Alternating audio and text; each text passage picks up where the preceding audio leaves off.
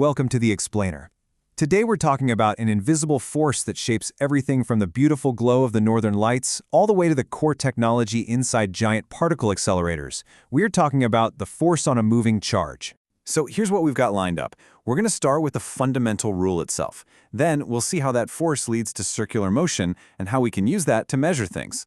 After that, we'll look at how to filter particles by their speed, see how this all creates a voltage in what's called the Hall effect, and then, you know it, we'll put it all into practice. Okay, let's get right into it. We all know a wire carrying a current feels a force in a magnetic field, right? But what's really going on? What happens if we zoom way in and look at the individual charges, the electrons, that actually make up that current? I mean, really think about that for a second. Picture a tiny particle just zipping through a total vacuum. What could possibly make it turn? There's no air, basically no gravity that matters at that scale.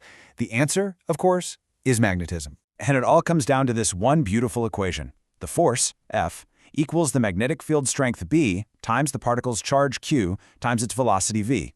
And that last part, the sine of theta, is absolutely critical. It tells you that the force is strongest when the particle cuts across the field lines at a perfect 90-degree angle.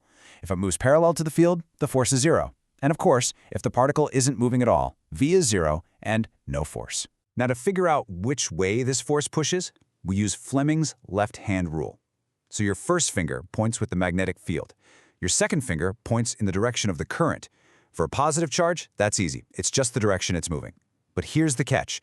For a negative charge like an electron, the conventional current is actually opposite to its motion. So you have to point your second finger backwards. And this means positive and negative particles get shoved in completely opposite directions. And check out what happens because of that. The magnetic force is always, and I mean always, perpendicular to the particle's velocity. So it can't do any work. It can't speed the particle up or slow it down. All it can do is constantly nudge it sideways.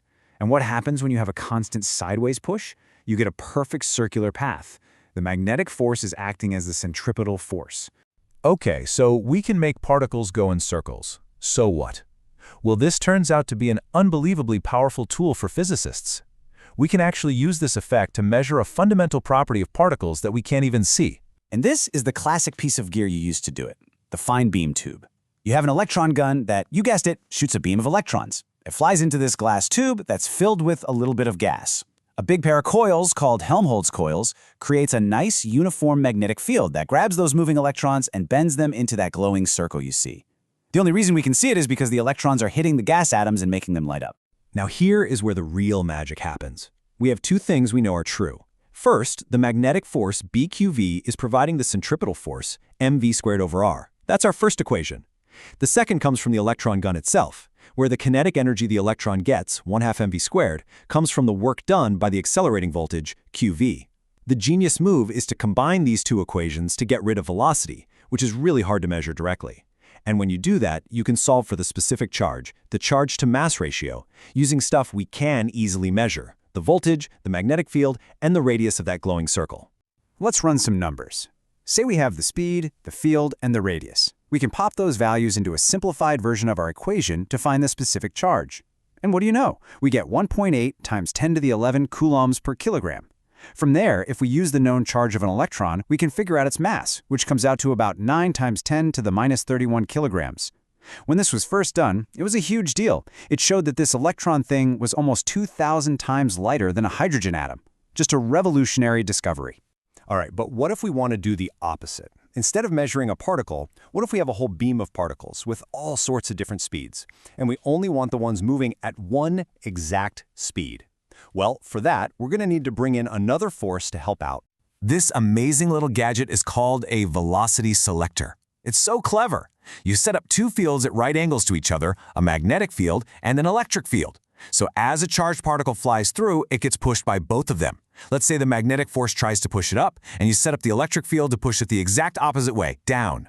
So only when those two forces are perfectly balanced, totally equal and opposite, will a particle fly straight through without being deflected at all. Now think about it. If a particle is too fast, the magnetic force, which depends on velocity, gets stronger and wins, curving it upwards. If it's too slow, the constant electric force wins and it curves downwards.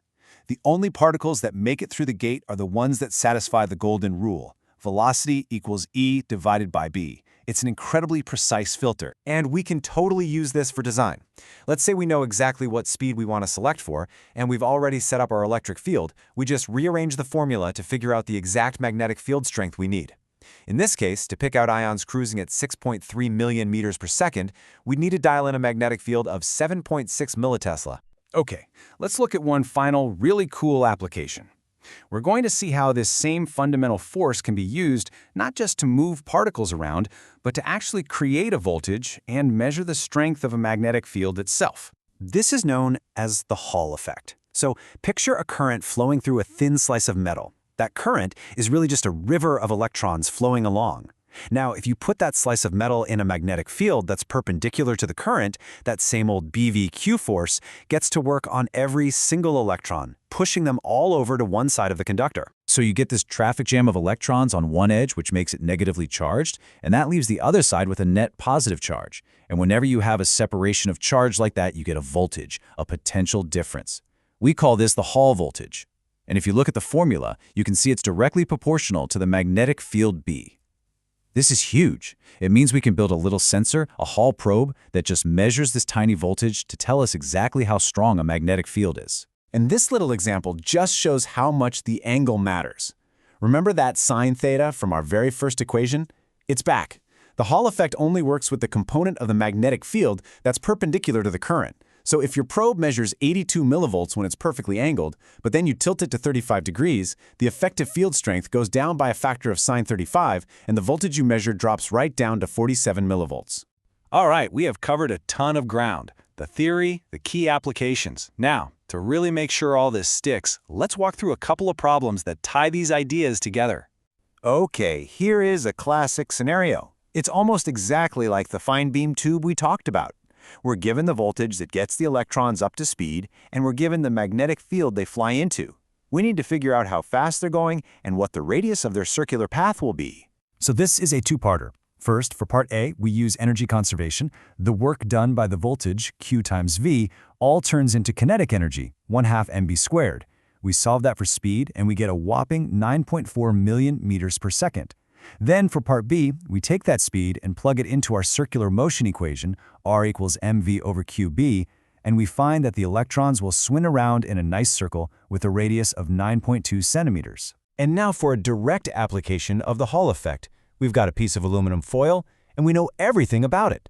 Its thickness, the current, how many free electrons it has, and the magnetic field it's sitting in. The job is to calculate the Hall voltage. This one is pretty straightforward. We can just go directly to our Hall voltage formula. We plug in the magnetic field B, the current I, the charge density N, the charge Q, and the thickness T. You run the calculation, and you end up with 4.0 times 10 to the minus 7 volts. Yeah, it's a super tiny voltage, but it's absolutely measurable, and it gives us a direct window into that interaction between the current and the field. So when you step back, it's pretty amazing. This one single fundamental rule about a force acting on a moving charge, it unlocks so much. It lets us figure out the basic properties of particles, sort them by speed, and build sensors to see the invisible magnetic world around us. It's a true cornerstone of physics, which really just leaves you wondering, what's next? What new technologies, what new discoveries are we going to make by harnessing this simple, elegant force?